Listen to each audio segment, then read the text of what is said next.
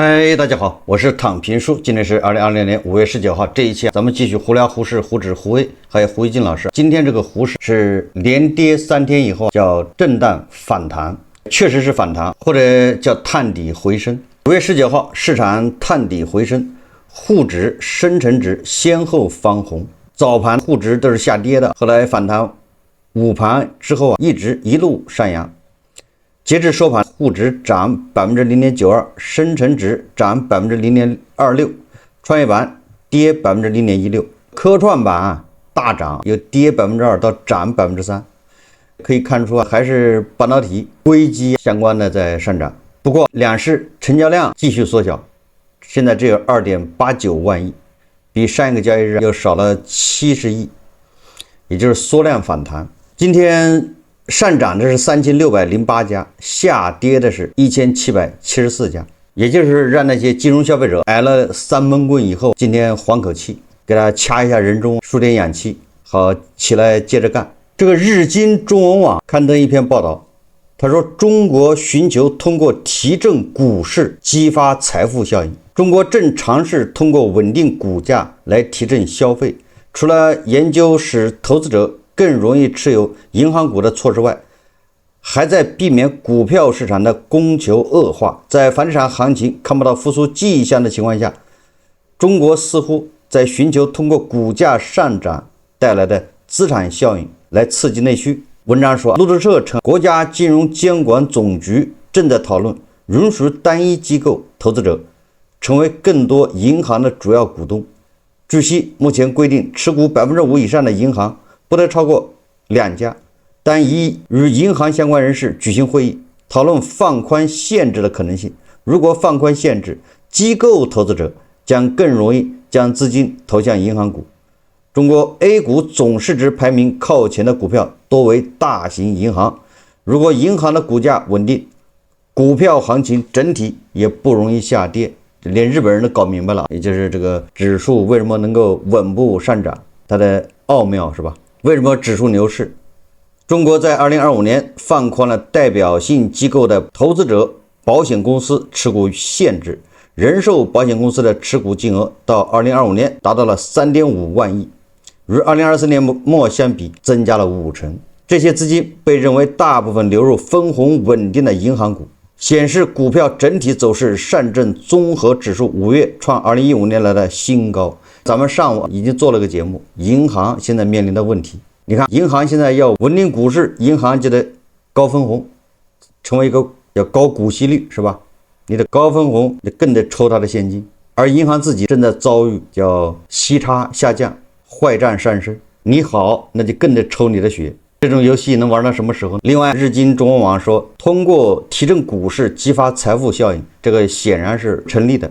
咱們中國有很多證券專家，當初從3000年到4000年講的就是這個故事。我記得當時咱們總的市值應該是80多萬億，具體我記得不太清楚了。那現在已經將近120萬億，可能比這還多了。120萬亿也就漲了將近40萬億，整個的咱們資本市場市值增加了40万億。但是数据它不騙人，2026年4月份社零數據創新低，歷史新低，只有 0.2% 增長。你一邊是資本市場市值增加了40萬億，一邊是社零數据創新低，誰給解釋一下為什麼？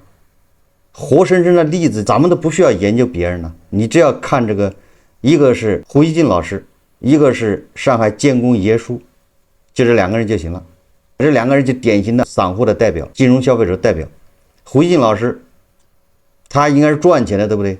他3000多點進去的，投了70萬，他應該不會賠錢，現在應該賺錢，賺到多少估計不好說。但是胡一金老師連個200-300塊錢洗個車他都不願意，他要把車停在下大雨的時候，把車停在空曠的地方，讓雨水去冲刷。300-400塊錢，300塊錢洗個車他嫌貴，他就買了5件 Polo 衫，每天吃完拉麵連雞蛋都不願意加，錢賺了他不消費。還有一個典型例子就是爺叔，爺叔他退休金據說應該不到1萬塊錢，還有幾千塊錢，應該6000還是7000吧。也就是他跟他老婆2人退休金加一起1萬多。補倉，他在補牙和補他的褲子之間选擇了補倉。那褲子常年拉鏈壞了，褲帶壞了，他也不補，牙掉了好幾個不補，選擇補倉。一有錢就去補倉，每天就吃一碗那個叫什麼，中午就是一碗掛麵或者餛飩。已經80多歲了，就實際上所剩時日無多了，就這樣。所以說什麼提振股市，讓股市股價上漲，激發財富效應，這明明是個偽命題，還有人在往這兒忽悠，要出大事。也就是通過股市上漲來刺激消費，這已經證明是走不通的，這就是這個偽命題。央行最近公布了數据，对不对？有很多人在盯着這個存款。每天炒的就是存款搬家，潛台詞就是有人進來接盤。就你看咱們那個银行存款160萬億、170萬億，如果出來多少，咱這個股市還得漲1倍。5月19號，財新網有篇報道，叫2020年以來居民存款同比少增，存款搬家是否發生？存款同比少增了，很多人就認為這存款是不是搬家了？是不是搬到股市去了？接盤去了？財新網說，在存款利率連年下降的背景下，市場對居民到期定期存款的流向頗為關注。2025年下半年以來，存款搬家的討論逐漸升溫。2020年從前4個月數據看，居民存款有向非銀體系遷移之勢，也有這個趨勢，但總體流出的規模和節奏遠低於市場預期。存款有搬家的趨勢，但是真正搬的規模還有搬的速度遠遠比市場想象的低得多。根據人民銀行披露的数据，4月人民幣存款新增2700億元，較2025年同期，2025年这个4月份實際上是存款下降了4400億。這麼一比的話，今年的4月份存款還是多了7100億，其中居民存款減少1.94萬億，較上年同期多減5500億元，非銀存款新增2.47萬億元，同比多增8990億元，兩者變化幅度均顯著高於季節性波動。再觀察一季度數據，說居民存款增加7.68萬億元，同比少增1.54萬億元，其中活期存款增加1.16萬億元，同比少增1043億元，基本符合季節性特點。定期存款增加6.53萬億，同比少增1.42萬億，低於今年來平均水平。同期一季度非銀金融機構存款增加2.03萬億，同比多增1.72萬億。經濟學家認為，一季度居民存款同比少增，主要是定期存款到期增加導致的。即使續存率不變，也會自然導致居民存款少增。定期存款餘額增量等於新戶流入加到期續作量減到期量，其中新戶流入屬於慢變量，短期波動與理財規模強相關，長期則與居民收入預期、風險偏好、房地產市場等關聯。假設2025年、2026年居民定期存款到期量分別為60萬億、70萬億，同時續作率保持90%不變，那麼將導致2026年居民定期存款增量減少1萬億。如果2026年續作率降低1個百分點，則再減少0.7萬億，也就是定期存款減少也是正常的。2026年2年期、3年期定期定存到期量或在20萬億以上，5年期大致在5到6萬億。那麼市場討論的存款搬家是否發生？有多少資金流向理財、保險、基金、股市等領域？那麼中金公司銀行業研報稱，回顧一季度，存款搬家確實在發生，但規模小於市場預期，節奏上也分短期和中長期，流向呈多點開花格局，且一些方向不是標準化的資管領域，數據透明度有限，反而市場容易觀察到的理財與基金規模負增長，造成了存款搬家流向之謎，也就是專家腦子嗡嗡的，沒法解釋。存款這邊好像少了一些，但是少哪兒去了不知道為什麼。如果少到股市來了，那麼一般的基金、銀行的理財這玩意兒肯定是增長的，但是這玩意兒它不僅沒有增長，還在下降，那存款少了辦哪兒去了？中金測算，他說一季度居民資金流入壽險的部分為1.5萬億，私募基金約5836億元，股票保證金4510億元，公募貨基也就是貨幣基金4000億元，貴金屬2200億元。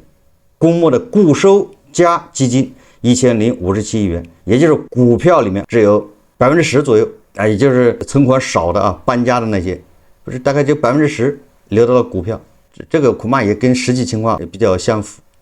一季度保费收入為2.3萬億，同比增長6.2%。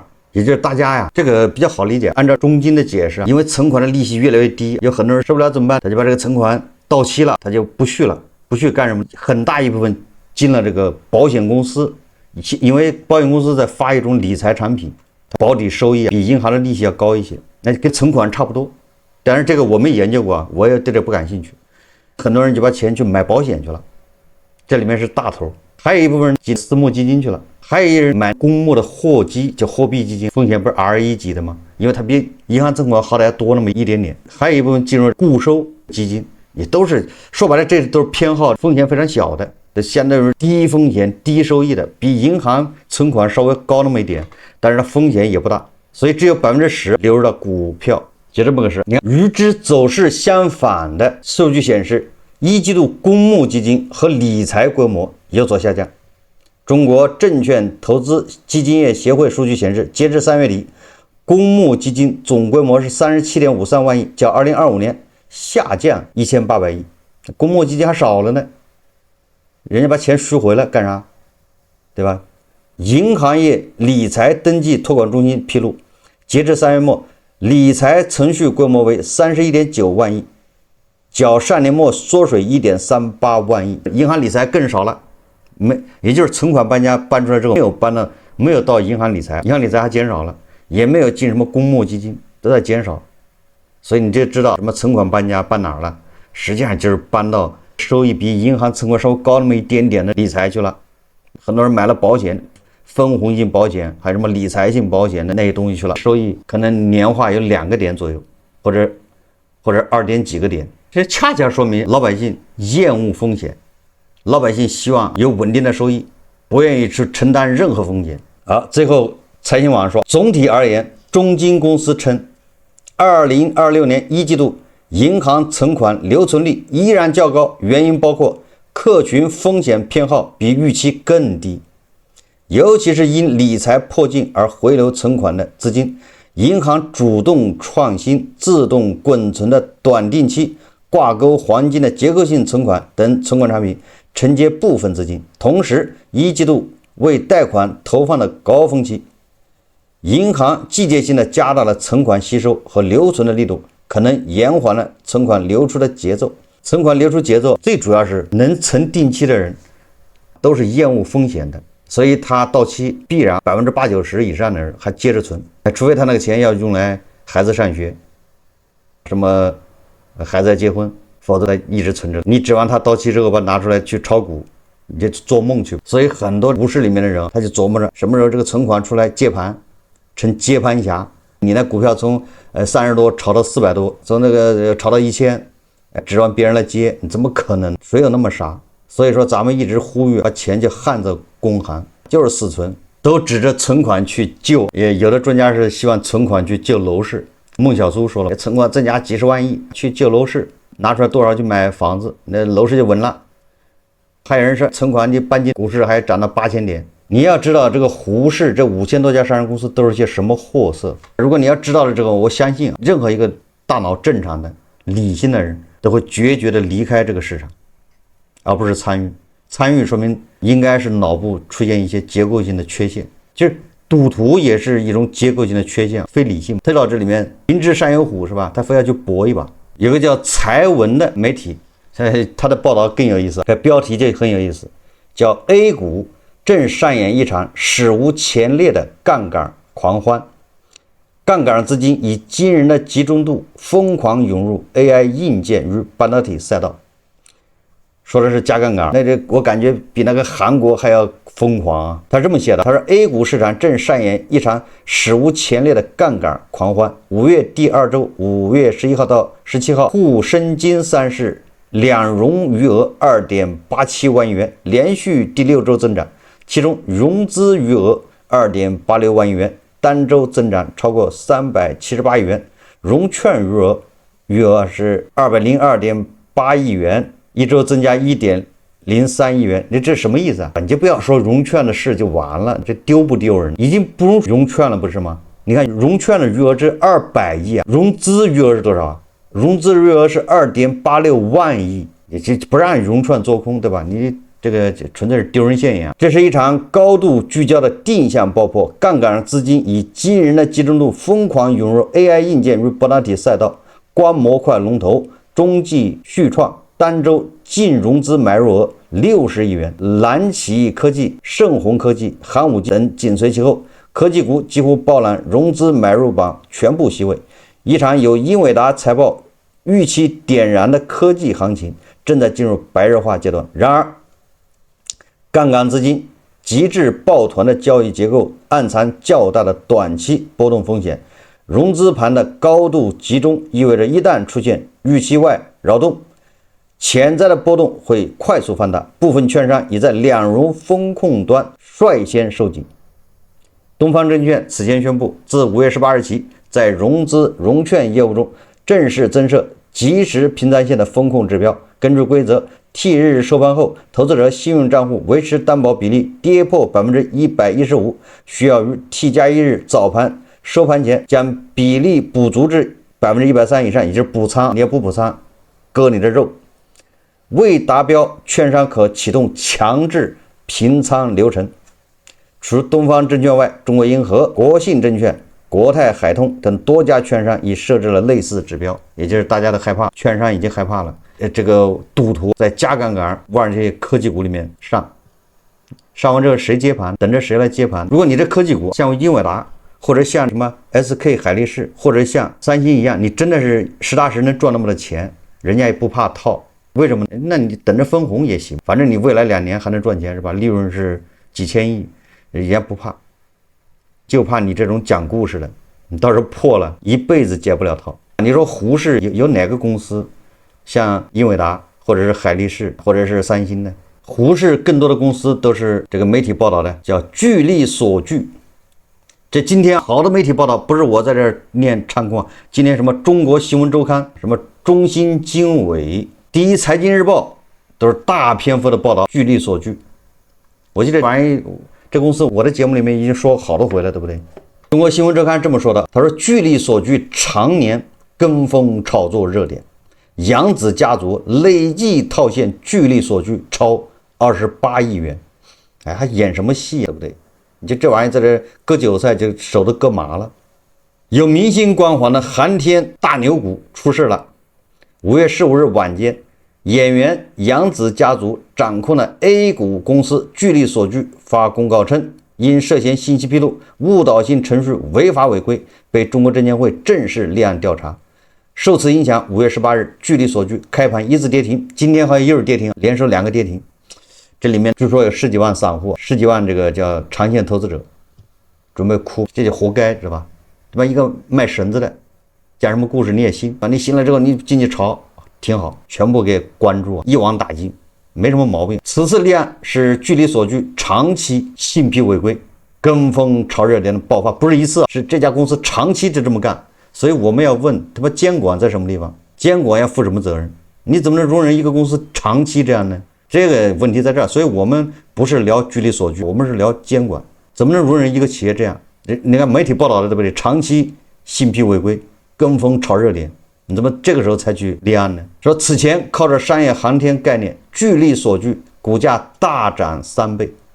更令股民詬病的是，揚子家族上市以來累計套現超過28億元，數額遠超公司上市16年來淨利潤的總和。具體什麼原因咱就不說了。中國新聞週刊說，巨力所具其實是 A 股市場蹭概念老手。根據中國新聞週刊不完全梳理，早在涉足航天之前，巨力所具就常年跟風炒作热點。2016年至2017年，炒作軍工航模攔阻攔索概念，又跟他有關係。2015年借一帶一路基建風口造勢，2025年上半年又蹭海上風電熱潮，就是哪兒一熱點他就往哪兒蹭。由於缺乏基本面支撐，這些炒作都露水熄火。我這就在想了，如果這樣的上市公司不退市，不罚的傾家蕩產，這樣的实控人不去坐牢，那你就是在叫什麼叫罚酒3杯，實際上是一種縱容和鼓勵。你說人家已經套现28億了，你罰款有什麼用？你譴責，你給他罰款有什麼用？罰個2個億，人家交，接着割，只要不退市，這未來源源不斷的割韭菜。你罰他10個億，人家也願意交。為什麼？人家割韭菜的資格還在，他就未來慢慢割10個億，花個3-5年把它割回來不就完了嗎？怕什麼呢？這叫取之於韭菜，用之於誰？是誰？大頭還是權貴？反正所以說我們要說的是，為什麼這樣的企業它還沒關門，還沒有退市，老板還沒有抓，這是為什麼？這不就是鼓勵和縱容嗎？正因為這樣的企業存在，所以你看现在聚力所聚這樣的企業是層出不窮，這不是這一家。今天第一財經報道說，叫被傳英偉達供應商後6連板，家居建材板塊妖股跌出，不又是個聚力所聚出來了嗎？聚力所聚不就是航母的阻拦索吗？什麼航天上面的拉入火箭的這玩意儿绳子是吧？你家居建材板塊居然跟英偉達供應商給幹上了，妖股频出。近期 A 股家居与建材板塊頻現妖股，多個長期第1名的傳統家居企業突然被資金熱潮暫停急速拉升，與跌停頻繁上演。其中金螳螂、蒙娜麗莎咱介紹過了， ST 美克成為典型代表。他們原本都屬於房地產周期下承壓明顯的傳統行業公司，也就是夕安產業，但在算力基建、半導體材料、商業航天等新概念包裝下，被資金重新定價，股價短期劇烈波動。金螳螂15天11個板後跌停。在本輪行情中，最受市場關注的是金螳螂這家國內建築裝飾行業龍頭企業，曾長期位居中國建築裝飾企業營收規模第1。那就反正是房地產不行，它就不行了。2021年恒大風險事件爆發後，金螳螂營收下滑，淨利潤由盈轉虧。此後幾年，該公司股價一路走低，市值蒸發了數百億元。真正引爆股價的是今年4月的一則越南大單消息。4月中旬，越南大型私營財團宣布與金螳螂簽署價值23億美元的合作文件。消息發布後，4月17日，金螳螂股價直接漲停。但金螳螂隨即發布澄清公告稱，雙方簽署的僅為戰略合作諒解備忘錄，並不具有法律約束力，也就是雙方只是簽了個意向性的，我看上你了，你也看上我了，咱們倆來約一把，就这意思啊。沒有任何法律效力了。結果金融消費者已經群情激憤了，已經慷慨激昂，直接漲停。隨後公司披露旗下孫公司中標越南富國國際機場擴建項目部分工程，合同金額4億元人民幣。雖然與此前23億元市場傳聞23億美元傳聞相差巨大，但出海概念仍繼續被資金追捧。更重要的是，市場隨後開始挖掘其隱藏屬性，說金螳螂曾參與海南商業航天發射場部分機電工程，那不是他是搞家住裝修的，怎麼跟機電工程還有關係呢？以及承接過部分數據中心辦公樓裝修項目，於是被貼上商業航天、算力基建、AI 設計加 BIM 數字化等概念標籤。在多種題材疊加下，4月17號到5月15號，金螳螂累計區間收盤漲幅達到了133%，盤中最大漲幅一度超過150%，走出15天這一板的行情。但金螳螂也再度發公告澄清，公司未從事商業航天核心產業，亦未開展數據中心算力運營業務，僅為相關領域提供基礎設施配套服務，相關業務合計佔營收比例不足1%。然而澄清並未阻攔資金炒作熱情，金螳螂繼續收穫漲停。直到員工持股計劃在高位集中減持，市場情緒才出現逆轉。你說說為什麼這麼巧？拉了15個漲停之後，正好趕上你員工持股計劃到期，可以出貨了。所以這些東西都是背後在推波助澜，你就知道是誰在幹這事。5月13號晚，金螳螂公告稱，2024年員工所持股計劃所持股份已全部出售完畢。若按最高8.46元每股測算，整體投資收益率最高達到375%。你看看金螳螂的員工持股至少掙了將近4倍。如果要算上槓桿，一般的是1:1的，就是员工出50%的钱，银行貸款50%，1:1。你把銀行的利息去掉，那個員工收益率至少6倍。比如你投了100萬，你至少賺600萬，這就是員工持股。那你說這到底谁割了韭菜？這割誰的韭菜？這錢誰出？都是金融消費者，都是那些大聰明，自己苦哈哈的一個月3-5千的賺着，拿這個身體換的錢，8小時完了之後省吃儉用投到這個胡適，想去梭哈一把，想去發財的，你讓人家賺了，人家輕輕鬆鬆賺6倍走了，你去接盤，他越闢謠，實際上漲得越快，這叫妖股。如果在美國，我相信在美西方，那這家公司估計是完蛋了，一定會被查個底朝天。怎麼就這麼巧？你員工持股，正好到期，你就開始在這個時候講故事。你看，該公司員工完成減持後，市場情緒迅速降溫。5月18日，金螳螂股價跌停。這就是我說的，這個市場如果不來個大洗澡，不對這些監管下手，這個市場好不了。我們為什麼要拿自己的血汗錢進去為別人？你傻不傻？這樣的企業，它如果在美西方，它早就完蛋了，牢底坐穿。但是在胡適這兒，人家可是游刃有余，从从容容，含淚收下這6倍的收益。還有一只叫英偉達供應商蒙娜麗莎，這個我們已經介紹過了，一個生產這個瓷磚的馬桶的，主要是瓷磚，一個生產瓷磚的，他居然跟英偉達給掛上鈎了。你說這是？實際上，我認為胡適裡面生產衛生紙的才是真正的這個什麼英偉達概念股，或者是算力、人工智能。為什麼？因為你算力、人工智能那不都得上廁所嗎？難道不用紙嗎？這才是货真價實的 AI 板塊。簡單點說，這些所謂的英偉達供應商、所謂的 AI 板塊、所謂的商業航天，他們真正的業務恐怕還沒有往那兒送衛生紙這個錢多。你明白了這什麼意思？商業航天那些企業裡面用的衛生紙恐怕都比那個什麼聚力鎖具用的這個產品要多。所以說，你在這樣的一個市場，你也在這想着賺錢。基本上不可能。如果你運氣好，短時間在交易機會你抓住了，賺了30%，但是你根本就不知道什麼時候走，最終是要把30%送回去，完了之後還要加倍返還，還把人家利息也算上，弄得不好，最後是傾家蕩產出来。千萬不要以你暫時好像賺了點錢，你就認為你在胡適你是贏家，這個就是一個最大的誤區，這就是最大的一個錯覺，恰恰是從賺錢開始的。每一個褲衩子都賠掉的散戶都曾經賺過錢，有的賺的還不少。比如說建工爺叔，他買了上海建工以後，曾經翻倍了。他買了那股票之後翻倍了，他不走，現在2塊多錢，每天在吃麵，每天等着他，你再漲1塊我就跑了，我實在不給你耗了，你再漲1塊，漲到3塊8，我絕對清倉，遠離胡適，再給我一次機會。以前最高漲到10幾塊他都沒跑過，現在只希望漲到3塊多4塊，這就是散戶，散戶都是這種態度。稍微賺點錢，你看那個賬戶賺了個20%-30%，他就開始覺得自己就是了不起了，非常有眼光。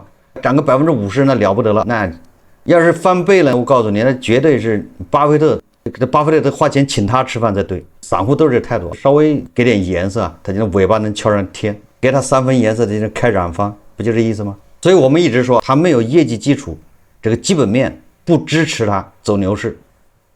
目前這還是做企業角度，如果你要從整個的市场環境來說，它完全就是個賭場，沒有什麼規則可言，都在割韭菜。一旦被套住，你很難解套了，對吧？因為这個胡適絕大部分股票不值得長期擁有。好，這期節目咱們就聊到這裡，感謝大家收看。如果喜歡我的節目，歡迎訂閱轉發，也可以在下方留言評論，謝謝大家。